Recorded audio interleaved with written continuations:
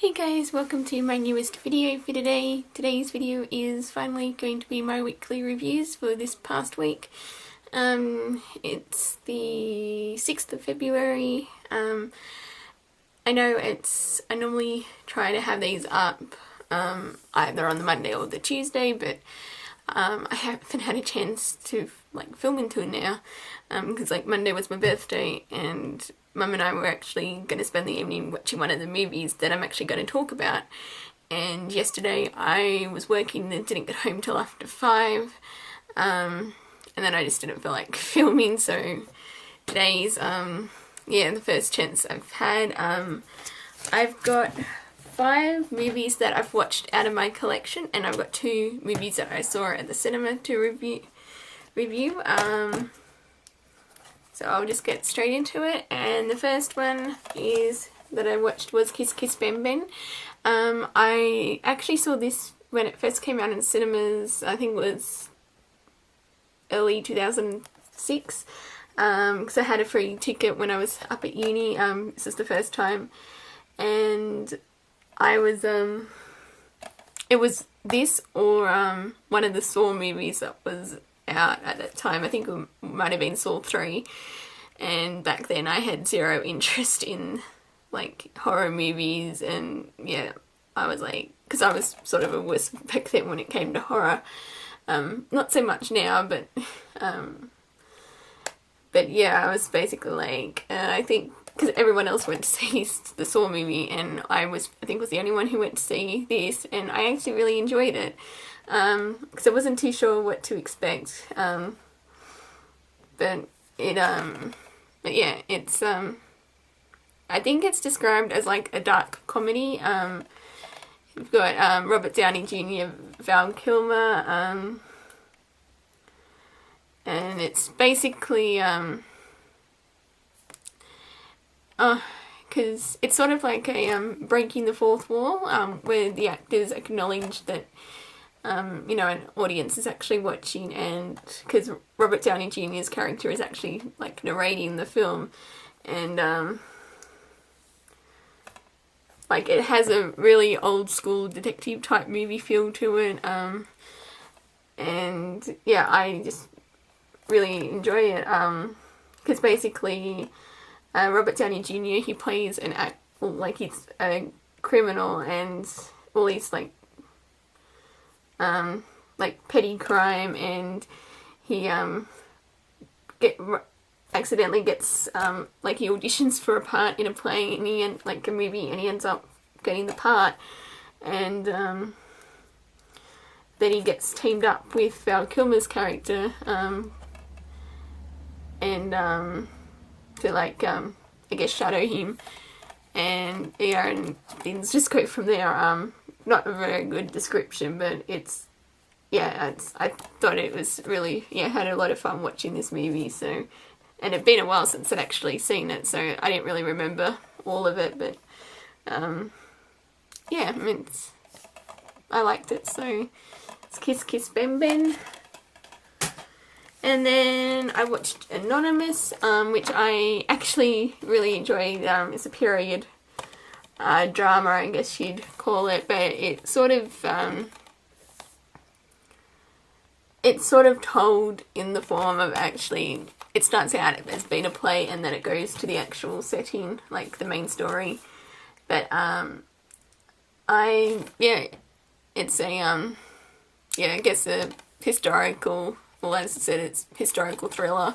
It basically revolves around the idea that it wasn't actually Shakespeare who wrote his works, that it actually belonged to another, because it's apparently along the theory that there really isn't much about Shakespeare himself, and that they think it was this other person, it was an earl, I think Earl of Essex, I think that's who they think actually wrote it, wrote the plays, and it was attributed to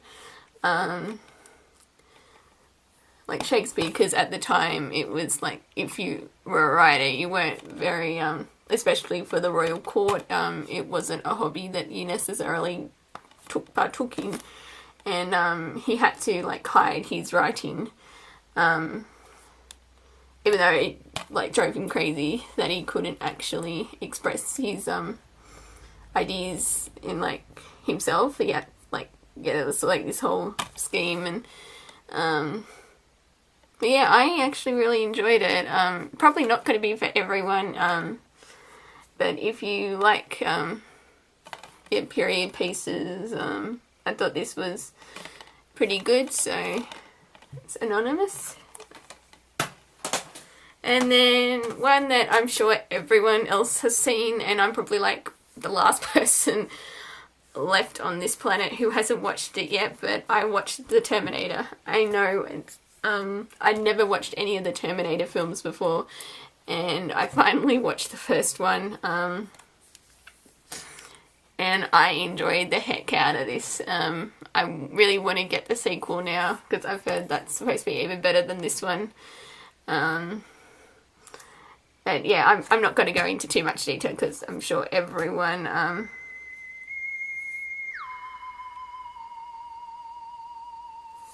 knows the story. It's just my phone, I'm gonna ignore it. So yeah, I thought this was a lot of fun, and it's kind of, because like, you know, Arnold Schwarzenegger obviously played the Terminator, but he barely you know, had any lines in the actual film. It's because I'm thinking that's why, you know, the line "I'll be back" is probably so iconic in the theme. But yeah, I just thought this was a great action sci-fi, I guess you'd call it, sci-fi film, and yeah, I wanted to check out the sequels. So yeah, that's the Terminator. And then I watched Catch Me If You Can, Steven Spielberg's film. Really enjoyed this, because I love both Leonardo DiCaprio and Tom Hanks, and I thought they did a really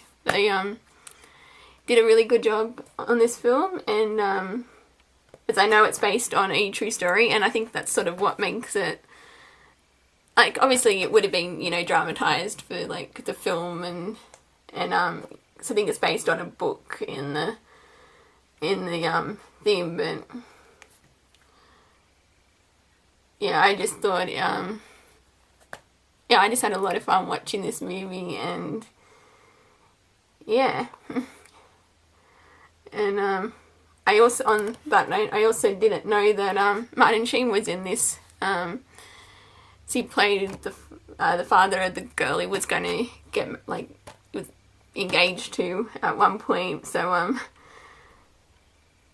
yeah, yeah, really good film. Can't really say much else about it, so Catch Me If You Can.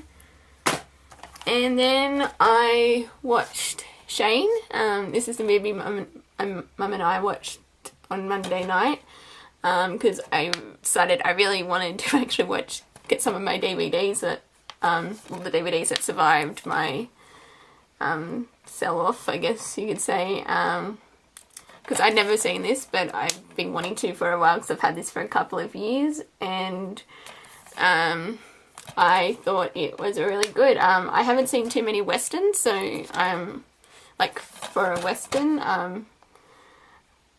I just, sorry about,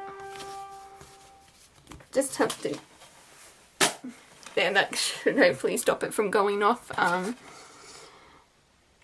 And yeah, it's it's basically, he's a gunfighter. He sort of stays with this family, and because he's trying to get away from his former, I guess, lifestyle. He wants to start over, and he sort of falls in love with the family, like with the wife of the family that he's staying with, and sort of gets all, because all the farmers, they've got to deal with this gang, and because they're trying to buy out the entire land, and he helps them all form like try and stand up to them, and I know I'm not describing this film very well, but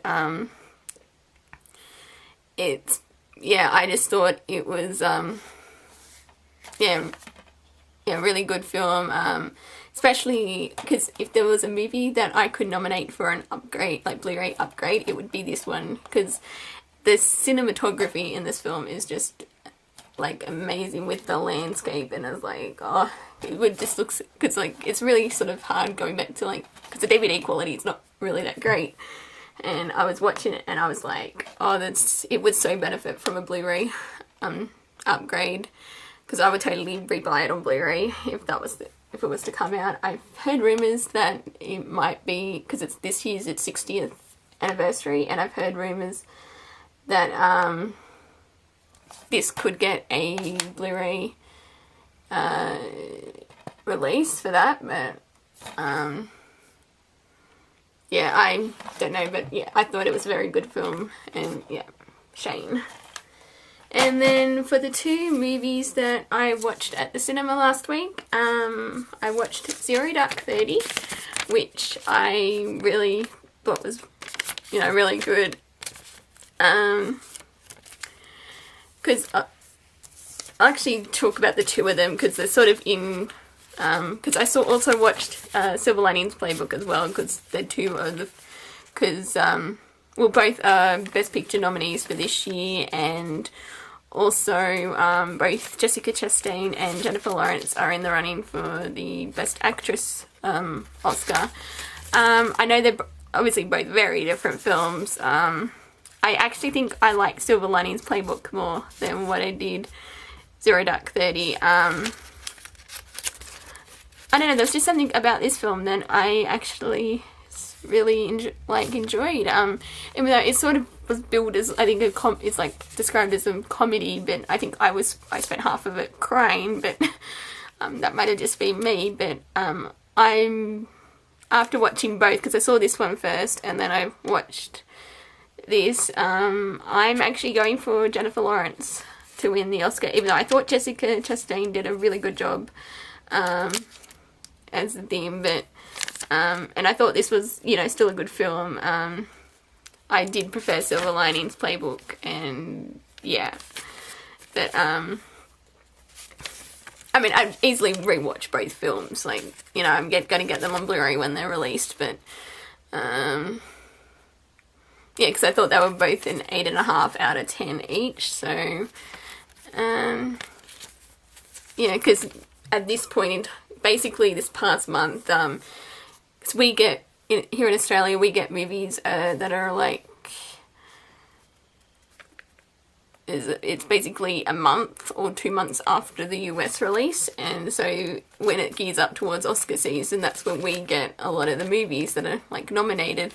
So but yeah, I'm really glad I saw both. I was going to actually be seeing Flight last week, but I just was too tired and I decided to leave it. I'm planning on seeing it tomorrow though, so that should, yeah, it's because I still want to see it and that, so but yeah, both films very good, highly recommend seeing them.